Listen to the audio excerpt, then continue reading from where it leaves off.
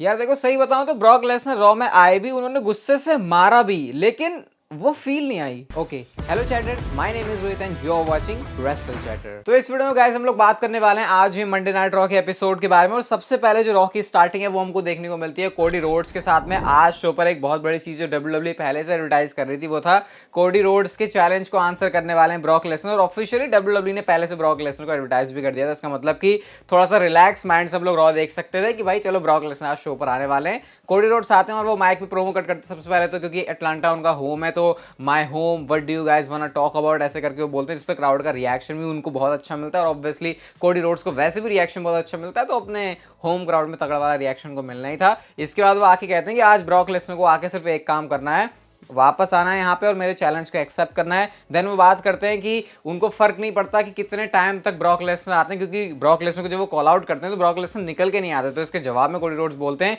कोई फर्क नहीं पड़ता, 9 बजे आए ब्रॉक, 10 बजे आए, जब तक आए मैं यहीं पे रहने वाला हूँ, मैं यहीं पे खड़े रहूंगा, मैं हमेशा ब्रॉक लेसनर के लिए यहीं पर हूँ। उसके बाद वो अपने रिलेशनशिप की बात करते हैं ब्रॉक लेसनर के साथ में। और देख रहे हो ये जो फिलोसोफर जैसी बातें होती हैं कोडी रोड्स की, उसको सुनने में बहुत मजा आता है। कोडी रोड्स यहाँ पे बोलते हैं कि कैसे उनका जो रिलेशनशिप है ब्रॉक लेसनर के साथ, उनको वो सिर्फ 2 वर्ड्स में डिस्क्राइब कर सकते हैं और वो है हार्ड टाइम्स वाला। और लेकिन साथ में ये भी मेंशन करते हैं कि आज जब ब्रॉक लेसनर आएगा मेरे सामने होगा तो हार्ड टाइम्स मेरे लिए नहीं बल्कि उसके लिए होने वाला है। ऐसा करके वो पूरे कॉन्फिडेंट नजर आ रहे थे। इसके बाद क्या होता है, ब्रॉक लेसनर का थीम सॉन्ग प्ले होने लगता है जैसे ही कोडी रोड्स जा रहे होते हैं। और जैसे ये चीज एकदम अलर्ट हो गए, बिल्कुल अटेंशन वाले मोड में आ गए कोडी रोड्स, लेकिन ब्रॉक लेसनर कहीं निकल के नहीं आए। उसके बाद कोडी रोड्स फिर जाते हैं तो उनका थीम सॉन्ग फिर से बजता है, फिर से कोडी रोड्स अलर्ट हुए, लेकिन फिर से कहीं पे ब्रॉक लेसनर नहीं है। एंड देन जब तीसरी बार आई थिंक तीसरी बार ये हो रहा होता है तो बैक स्टेज ही चले जाते हैं वो सीधा, और वहां से कुछ चेयर शॉट की आवाजें, एंड देन एक चेयर निकल के आती है और कोडी रोड्स को मारते हुए लेके आ रहे हैं ब्रॉक लेसनर। मतलब आज बड़े ही अलग स्टाइल में ब्रॉक लेसनर ने अपनी एंट्री मारी। उसके बाद उन्होंने मल्टीपल चेयर शॉट मारे, पहले तो उनको बिल्कुल रिंग में ले जाने तक, उनकी क्योंकि रिंग साइड पर मदर होती है, इसके बारे में कोडी रोड्स ने बात भी करी होती है अपने प्रोमो में। उनके सामने ही उन्होंने ना सिर्फ उनको F5 लगाया बल्कि किमोरा लॉक में भी फंसाया, वही हाथ जिसको उन्होंने पहले भी फ्रैक्चर किया हुआ होता है। और उसके बाद वो रिंग में लेके जाके फिर से किमोरा लॉक के अंदर कोडी रोड्स को लॉक करते हैं और उन्होंने बड़े गुस्से से बोला, माइक था नहीं हाथ में, उन्होंने सीधा कोडी रोड्स के लेटे हुए कोडी रोड्स के सामने वो बोलते हैं चैलेंज एक्सेप्टेड। और गाइस मैं आपको बताता हूँ कि ऑफिशियली डब्ल्यूडब्ल्यूई ने ये कोडी रोड्स और ब्रॉक लेसनर का जो मैच है उसको समर स्लैम के लिए एडवर्टाइज भी कर दिया। ऐसा करके ब्रॉक लेसनर वहां से चले जाते हैं और कोडी रोड्स की हालत होती है खराब। जैसे मैंने वीडियो की स्टार्टिंग में कहा, देखो ब्रॉक लेसनर आया भी आज और ब्रॉक लेसनर ने पूरा गुस्सा भी दिखाया। ब्रॉक लेसनर ने chair shot, kimura lock, F5 जो वो सब कुछ कर सकते थे उन्होंने किया, लेकिन फिर भी वो देख के ऐसी फील नहीं आई कि ये ब्रॉक लेसनर है वो बीस्ट वाला।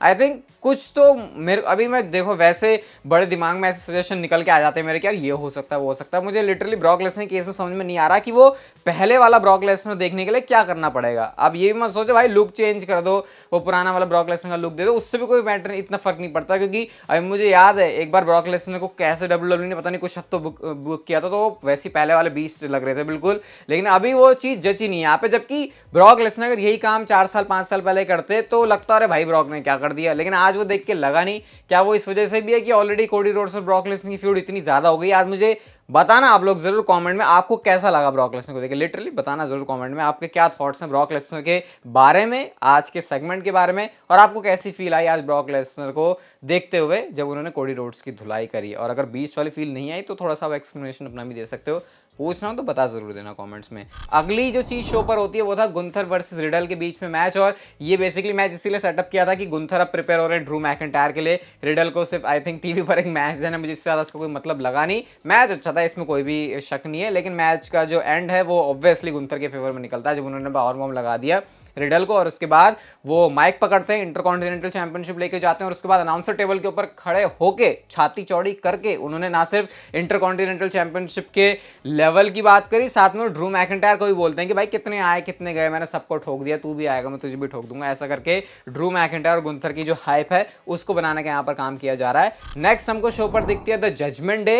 रिया Ripley, Damian Priest, Dominik Mysterio and Finn Balor सारे जब आते हैं यार देख के बड़े अच्छे लग रहे थे। अब डेवन प्रीस्ट के हाथ में ब्रीफ केस है ना, तो वो भी काफी अच्छी वाइब देता है जजमेंट डे को। इसके बाद रिप्ली आके रिंग में कहती हैं कि यार हम पहले से भी ज्यादा स्ट्रांग हो चुके हैं, मैं अनबीटेबल हूँ। डोमिनिक के बारे में वो कहते हैं कि नॉर्थ अमेरिकन चैंपियनशिप जीतने वाला, क्योंकि कल NXT में जाके उनको मैच रेसल करना है। इसके बाद डेविन प्रीस्ट ने कहा कि वो भी वर्ल्ड चैंपियन तो बनने ही वाले हैं, सेथ रॉलिंस से शॉट लेने वाला है फिन बैलर। तो पूरी जजमेंट डे अपनी ही वाहवाही कर रही है यहाँ पे। इसके बाद क्या होता है, Kevin Owens and Sami Zayn आते हैं, क्योंकि इससे मतलब डोमिनिक भी माइक पे बोलते हैं लेकिन उनको ऑब्वियसली बोलने का मौका कोई क्राउड तो देता नहीं है, तो यहाँ पे भी वही चीज़ थी। इसके ठीक बाद Kevin Owens and Sami Zayn आते हैं और वो कहते हैं क्या तुम सारे लोगों ने डोमिनिक मिस्टीरियो को माइक पर बोलने के लिए टिकट के पैसे खर्च किए हैं? तो सारे लोग बू करते हैं। उसके बाद जब सैमी ज़ेन कहते हैं क्या तुमने इसलिए पैसे खर्च किए कि कोई बंदा इसका मुंह बंद करवा सके, तो उस पर सारे लोगों ने चीयर किया।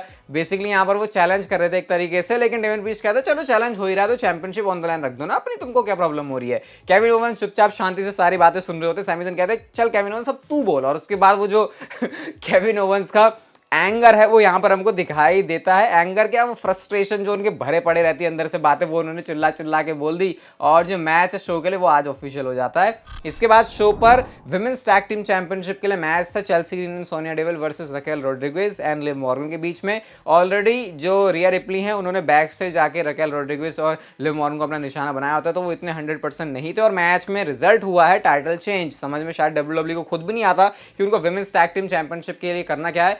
चेल्सी ग्रीन अनप्रिटी हर्ट लगाया सबसे पहले तो चेल्सी ग्रीन ने, और उसके बाद सोनिया डेविल ने अपनी नी लगाई, लिव मॉर्गन पिन हो गई। मुझे ऐसा लग रहा है जो टाइटल चेंज है वो इसलिए हुआ है क्योंकि रकेल रोड्रिगेज को वो रिया रिप्ली के साथ फ्यूड देना चाहते हैं, तो ऐसे में टाइटल अलग करना इनका बनता था। इसके बाद शो पर हमको बैक स्टेज से सेथ रॉलिंस का सिट डाउन इंटरव्यू दिखता है जो कि बायरन सैक्सटन ले रहे थे। और यहाँ पे सेथ रॉलिंस से वो एक तरीके से जवाब बोल रहे होते हैं कि फिन बैलर ने, क्योंकि अपने जजमेंट डे वाले प्रोमो में थोड़ी सी बात करी होती है, वो क्योंकि बात कर रहे होते हैं सेथ रॉलिंस की, तो इसी के बारे में वो आंसर पूछते हैं। और वो कहते हैं भाई कंटेंडर्स काफी सारे, ड्रू मैकिंटायर, ऐसे वो 2-4 नाम गिना रहे हैं, लेकिन तभी फिन बैलर वहां पर प्रकट हो जाते हैं और वो कहते हैं काफी सारे नाम होंगे लेकिन सबसे आगे मैं हूं। और इसके बाद सेथ रॉलिंस एक बात समझाने की कोशिश करते हैं फिन बैलर को। वो कहते हैं भाई पास्ट में रहना बंद कर दे, ये जो चैंपियनशिप है वो तेरे से भी बड़ी है और मेरे से भी बड़ी है, तो तू अपना जो पर्सनल एजेंडा है उसको मत लेके चल यहाँ पे। इसके बाद वो आके कहते हैं अगर तुझे अपना स्कोर सेटल करना तो तू राइट हियर राइट नाउ कर सकता है। फिन बैलर ने हालांकि उसका जवाब तो नहीं दिया, लेकिन जब ऐसे सेथ रॉलिंस जा रहे होते हैं तो उसके बाद आके उन्होंने जो है अटैक कर दिया सेथ रॉलिंस के ऊपर। तो जो टेंशन है यहाँ से वर्ल्ड हेवीवेट चैंपियनशिप के लिए इन दोनों सुपरस्टार्स के बीच में कंटिन्यू थी। इसके बाद शो पर मैच था वाइकिंग रूल्स मैच, और मैं तो पहले से मन बना के बैठा था कि क्या ही करेंगे, क्योंकि वाइकिंग रेडर्स के साथ जो अभी तक हमने सीन देखा है वो पता ही है। लेकिन मैं सरप्राइज हो गया, मैं खुश हो गया मैच देख के।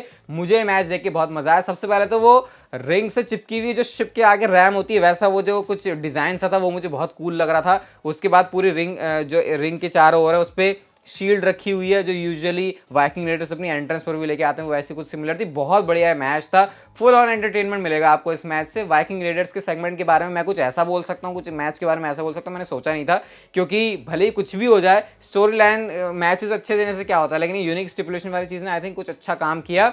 मैगजीन डुप्री को स्पीयर मारा वॉलहला ने, और उसके बाद एक वो मोमेंट भी मुझे अच्छा लगा जब आइवार को कैच किया था ओटिस ने। भाई आइवार इतना भारी भरकम बंदा, ओटिस जैसा बंदा है उसको कैच कर सकता है, बट एंड में क्या होता है एरिक एंड आइवार दोनों ने कंधों पर उठाया ओटिस को, पावर बम लगा दी और मैच में उनको विक्ट्री मिल गई। वाइकिंग रेडर्स को मैच में विक्ट्री मिल गई है, तो भाई आज तो पक्का जश्न मनाना बनता ही है, ना सिर्फ उनका बल्कि आप भी मना सकते हो। अगली चीज जो शो पर थी वो था शेना बेजलर निकी क्रॉस का मैच। आराम से शेना बेजलर ने इस मैच में सबमिशन मूव से इस मैच को जीत लिया, और क्योंकि क्राउड में होती है रोंडा राउजी, तो वहां से आके उन्होंने एक तरीके से क्या बोल ही दिया उन्होंने समर स्लैम में कि भाई मैं तुझे देख लूंगी। अब WWE ने ये जो मैच है वो समर स्लैम में करवाना है, वो हमको यहाँ से पता भी चल गया है। मिस टीवी का सेगमेंट था शो पर, बेकी लिंच गेस्ट थी और वो बताती हैं यार तुम ट्रिश से हार गई, तुम जोई स्टार्क से हार गई, क्या तुम यू लॉस्ट अ स्टेप, ऐसा करके बात करेगी कि तुम भटक गई हो अपनी राह से, अपने मार्ग से। इस पर बेकी लिंच को इतना गुस्सा है, उन्होंने सारी की सारी चेयर बाहर फेंकी। उन्होंने कहा भाई बकवास मत कर, मैं जल्दी से तू अपने जो गेस्ट है उनको बुला दे, मुझे पता है वो आने भी वाले हैं।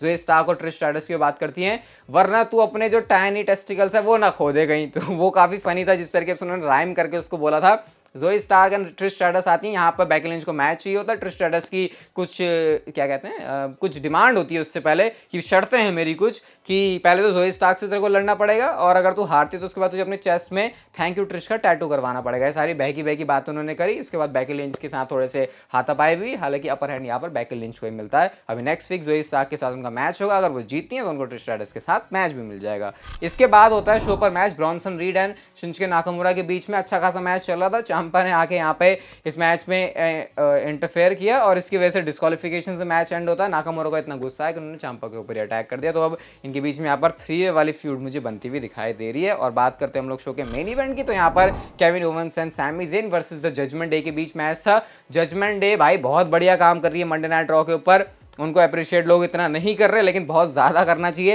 ये मैच में भी जो रेसलिंग क्वालिटी थी वो अच्छी थी। माँ में रिंग साइड पर इंटरफेरेंस उनकी चली रही है। सेथ रॉलिंस ने आकर भी फिन बैलर को साइड में लगा दिया था यहाँ पे। और एंड में वाला वो जो सीक्वेंस था वो काफ़ी मस्त लगा मुझे, जब मामी ने तो केविन ओवेंस को स्टील स्टेप्स पे पटक दिया तो ऐसा लगा भाई अब तो ये सैमी ज़ेन का काम तमाम कर देंगे और अनडिस्प्यूटेड चैंपियनशिप के लिए जो टाइटल चेंज है वो हो जाएगा। स्प्लैश भी काफ़ी मस्त मस्त लग रहे थे इस मैच में, लेकिन एंड में सीन कुछ ऐसा बनता है कि मामला पासा पलटा। उन्होंने केविन ओवेंस ने स्टनर मारा डेविन प्रीस्ट को और हेलुआ किक मारी सैमी ज़ेन ने डर्टी डॉम को और पिनफॉल के सहारे से उन्होंने मैच जीत लिया। ओवरऑल आज का मंडे नाइट रॉ का एपिसोड ठीक था, इसमें मुझे कुछ बुराई नहीं लगी। ब्रॉक लेसनर के बारे में आपकी क्या सोचना है वो मुझे बताना जरूर कमेंट्स में।